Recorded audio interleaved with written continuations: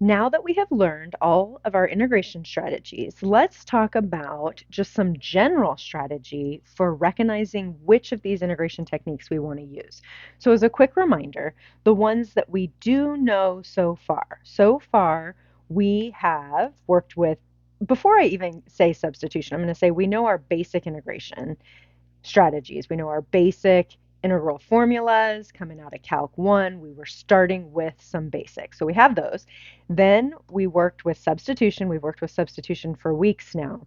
And substitution sometimes is just a first step. Sometimes substitution will work to actually find our integral. Then we did integration by parts, trig integrals, integrals with powers on the trig functions. Then we did trig substitution, which often led us back into trig integrals, where we did a substitution and then we would end up with powers on trig functions, and we'd apply those two together. And our most recent one is PFDs, our partial fraction decompositions, when we're looking at rational functions. So these are the strategies that we have coming here to the end of chapter 8. And now how do we recognize which one of these to use? So this section is going to be just about practicing all the strategies. So no new strategies, just coming across an integral, what do I do? And then we'll end this section talking about, can we integrate every function? And you can ponder that idea for just a second. I'm going to go ahead and project just some integration formulas that we need to have memorized, many of which we have been working with for weeks and weeks and weeks, even coming out of Calc 1. You may have had all of these memorized, or not all of them, but most of these memorized before you even started this class. But I'm going to go ahead and project that. It is also in the Canvas module.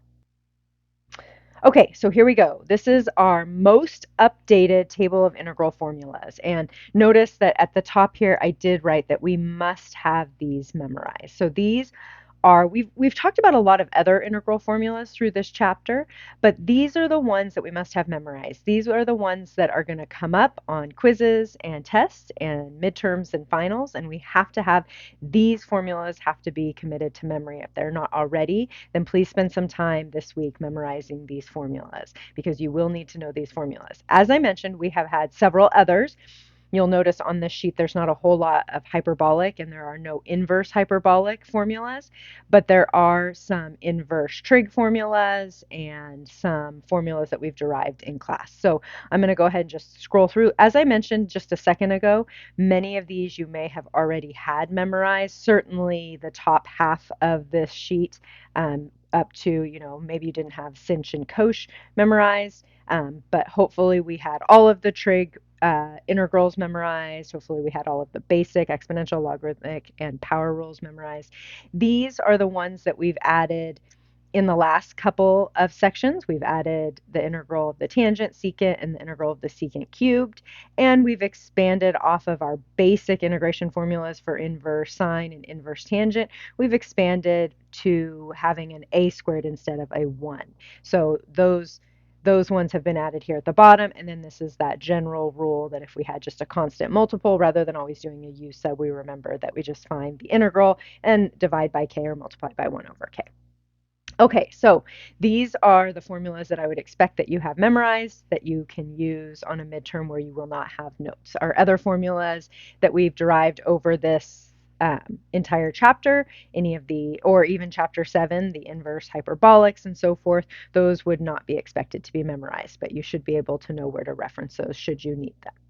All right, let's get into some integration strategies. So once we know we've got all of these and we know all our integration techniques, how do we integrate problems? Okay, so here we have some steps to integrating. So the first thing that we always want to do is we want to simplify the integral. We want to take a look at it and say, is there any algebra? Is there any trig identities? Is there anything I can do to simplify before I start to integrate, or even before I start to think about how to integrate? So this very first one that I have projected right here, and I have some examples over here on the right side, we're not going to actually integrate all of these. We're just going to talk about how we would go about it. So when I come across this first one, the very first thing I think about here is that I can simplify. So I can simplify this with some algebra. So how do I know that? Well, there's a single term in the bottom, and I could rewrite this as the integral of x cubed minus 2x squared plus 7 over x to the 1/2 dx. And I can just use my rules of exponents, and then I can divide each of those terms by x to the 1/2. And so since that's 3, that's like 6 over 2. So this becomes x to the 5/2 minus 2x to the 3/2 plus 7x to the minus 1/2 dx, and dot, dot, dot, basic integration. Just our power rule. So that's how I would do this one. So we want to remember, if we can simplify, the first thing we want to do is simplify. Then the next step to think about is, if there's not any simplification, is there what we would think of as an obvious u-substitution? Can we see a function and its derivative? Now, that word obvious might be, it might not be obvious to you, but is there a u-substitution, right? Like, you might not see it right away, but play around with it a little bit and see if you can come up with it. So the one I grabbed over here is one that would be in that scenario. So I'm looking at that, and I'm seeing that e to the 6x, and I'm seeing that e to the 3x. This is looking an awful lot like a 1 minus u squared underneath. It looks like 1 minus something squared underneath a root, which is very much a, if I can get it to look in that form, I will have a pathway forward from there. So this one is going to be a u sub. What I'm going to do is I'm going to first think about that 6x as a perfect square, and that's e to the 3x squared dx, and then my u sub is going to be e to the 3x, so that my du is 1/3 e to the 3x dx. So e to the 3x dx is actually equal to, oh, I just made a mistake. I integrated instead of differentiating. Silly. The derivative of e to the 3x, see, you got to be careful of those things. E to the 3x times 3, then I multiply by the dx. So my du, I was actually, that's funny, sometimes my brain gets ahead of my words. What I was doing there was I was already thinking about the division by 3 there. So my du is going to have a factor of 1/3 e to the 3x dx, and we can make those substitutions. So that's where I'm going to stop. Like I said, we can make those substitutions, and we'll be able to integrate from there. So again, dot, dot, dot, finish the u sub. Okay, so finish the u sub and follow it out from there. So if there's something where we can make a u sub and then it can give us a pathway forward, that's what we want to do. Then the next thing that we want to look at is the form, what we call the form of the integral. Now this is where we get into more of our specific strategies that we've learned in this chapter. So trig integrals, do we have a product on powers of sine, cosine, tangent, secant, even cotangent, cosecant, even though we didn't spend a lot of time on those two patterns between cotangent and cosecant, they have relationships just like sine, cosine do, and tangent and secant do. So if it's a trig integral, use our strategies for trig integrals. If it's a rational function, right? So we've got trig integrals. If it's a rational function, use partial fraction decomposition, use our process for that. If it's a product, you know, does the integral look like it's part of a product rule, right? I put that in quotes right there. But does it look like it's a product of two functions that we can break apart with integration by parts? If so, use integration by parts. What if it has radicals in it? Well, if it has radicals and roots in it, then let's use substitution determined by one of these two processes. If it's one of these forms, right, this encompasses all those different variations on the trig sub. So if it looks like a plus or minus x squared plus or minus a squared under a root, think about using a trig sub, okay, based on the actual signs, and if we should use a trig sub of a sine of x or a tangent of x. Or a secant of x. Okay, so we've got those three possibilities based on the plus or minuses of those x squareds and a squareds. Does it look like just a function under an nth root?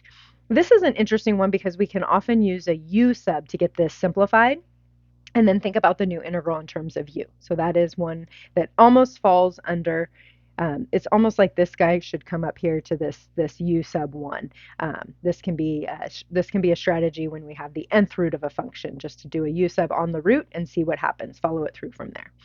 if it's a quadratic, this is not a specific integration strategy, but if we have a quadratic that is not, right, obviously not one of those. So if we have a quadratic that's not one of those forms, see if we can complete the square to put it into a form that we could then say, well, maybe it's one of these, one of these things. Okay. Okay. So those are our possibilities. Then the next thing we want to do is take a look at what we've done, right? Like if we've gotten to here and we're still stuck, try again, right? Just go back and try something else. So let's look at a couple more that I have listed over here and think about what else we could do. So when I'm looking at these other ones down here, I've got a few kind of listed here. Actually, let's zoom in. We already did those ones. Let's zoom in on these 4. I guess there's technically 5 down there at the bottom. But when I'm looking at this one, I see that this is a product right here. And so since it's a product, and I'm thinking, ooh, I can integrate e to the x, I can differentiate the sine of 2x. This is a product of 2 functions that I could break out into a u and a dv. So this, I would think integration by parts. And with integration by parts, I would pick my u and my dv. In this scenario, I would think about, let's see, what would we want our u to be? What would we want our dv to be? I'm going to let my u be the trig function, sine of 2x, and my dv be e to the x. And then dot, dot, dot, finish integration by parts. Side note, this one is going to be one of those ones that cycles back to itself. Kind of one of those interesting integration by parts one where this will cycle back to itself. But again, I'm not going to go through the integrals on these. Just talk about like how do we pick the strategy? How do we get started? This next one, I see those powers on the trig function, right? Powers on trig functions. So this one, I'm going to go ahead and apply trig integral strategies. Try our trig integrals here. And in this scenario, I would think about pulling off, I see the odd power on sine, right? It kind of depends on what the powers on the trig functions are, but there's that odd power on the sine. So an obvious start place here would be to say, okay, let's leave that as sine squared of x, cosine squared of x, and let's pull off one of those sine of x's, and then we'll convert what's left over here into cosines. So this will become 1 minus the cosine squared of x, cosine squared of x, sine of x. We've saved that little du essentially for later, and then we're going to let, and I'm going to stop it here, we're going to let u equal the cosine of x and dot, dot, dot, finish with trig integrals. All right. Okay, and then we keep going. How would we look at this next one? So on this next one, I'm looking at that and I'm thinking, oh man, that is an obvious, right? I've got a squared minus x squared right there, my a being 4. So I've got an a squared minus x squared. So this is going to be a trig sub. So we're going to do a trig sub on this one. So again, we'll kind of just get it started. We're doing the trig sub since it's a squared minus x squared. We're going to let our x be equal to 4 sine of theta, where theta is between negative pi over 2 and pi over 2. And then we're going to finish out the trig sub. Okay, so then make those substitutions, find your dx, and finish the trig sub. Follow it all the way out, dot, dot, dot. Okay. All right, and then taking a look at one of these two. I put these on the same line. We can think of them as 2 different examples, but these are both rational functions. And I'm looking at both of those. Both of their denominators are factorable. So the first thing I would do is I would factor their denominators, and I'm going to use PFDs here. So I'm going to factor their denominators, and then I'm going to think about breaking it out into those partial fraction decompositions. So we've got x squared minus 7x plus 12, so x minus 3, x minus 4. That's 2 linear factors, so, breaking it out and thinking about finishing it out from there. Again, I'm going to stop at that one and leave it. This guy here, same thing, right? We've got a rational function. It is already right. You always check if it's in proper form, but we're going to think about using PFDs here. This is going to factor in the bottom into, let's leave the top 3x squared plus 3x plus 1. The bottom is going to become an x times an x squared plus 1. When we factor out the x, that's an irreducible quadratic and a linear factor, so that's going to become an a over x plus a bx plus c over x squared plus 1 dx. And again, right, I'm going to go ahead and just say, okay, we've got it broken down, the basics of our PFDs, broken it into partial fractions. Now we got to find those constants and finish it out. So dot, dot, dot, finish the PFDs. So on all of those, right, we came across the integral, we thought about what we should do, and I gave us kind of the first step. But that's what we're going to do in this section. We're just going to practice all those techniques we've already come across and recognizing which of those to do. So the next thing that we're going to do is we're actually going to do an activity where we practice this. I'm going to go ahead and end this video before we do the activity, but we're going to do the activity. If we were in a classroom, I would have you work on the activity in groups. Since we're online, go ahead and just work on that activity on your own, and then I'm going to post another video a little bit later. I'm going to post another video where I work through the problems, but you should absolutely try these problems on your own first, because it's not about just watching me integrate. It's about you practicing, you coming across a problem and knowing which of your strategies to pull out of your math toolbox to apply so that you can integrate. All right, so here's the activity. It's got 4 problems on it. It is linked for you in both the course module and on the page with this video. So please open this at this point and go ahead and give these problems a try, and then come back to check out the solutions once you've given each of these problems a try and completed these integrals. Again, start by maybe just looking at each one of them and deciding, like, what is it I would do? Like, which of these strategies would I apply to do this integral? And then come back and actually do it. So very similar to what I just did with the problems we were looking at. Maybe think about how you'd start it and then go back and finish it after you've done that for all 4. All right, let's end this video by answering the question we started with. Can we integrate every function? Can we integrate every continuous function? And it turns out that the answer to that is actually no. We cannot integrate every function. Let's define a set of functions so that we can talk about them as we're talking about integrating functions. The functions we've been working with are called elementary functions. These are polynomials, rational functions, power functions, exponential functions, logarithmic functions, trigonometric functions, inverse trigonometric functions, hyperbolic functions, inverse hyperbolic functions, and any function obtained from taking an algebraic combination, which is addition, subtractions, multiplication, or division, or compositions of these types of functions.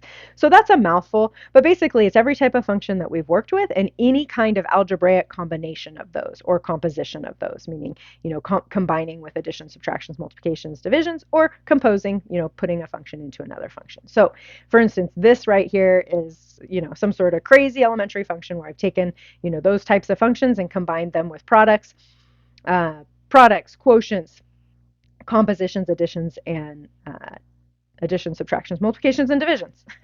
Okay, so that's a crazy elementary function. And it turns out that given any elementary function, the derivative is elementary, meaning we can take its derivative because we have all of the possible rules we would need to take the derivative. We know how to take derivatives of additions, subtractions, multiplications, divisions through all of our products, quotients, basic derivative rules, but we also know how to take derivatives of compositions. So we could take the derivative of this function if we really wanted to. We probably don't, but we could take the derivative of this function. Now, the flip side of that is the integral is not necessarily an elementary function. In fact, most elementary functions do not have what we think of as elementary antiderivatives or integrals. So we cannot integrate every function. In fact, we get even to the most basic of integrals, the most basic function. Let me grab my pen. We can get to even the most basic function, the integral of e to the x squared dx. Eek.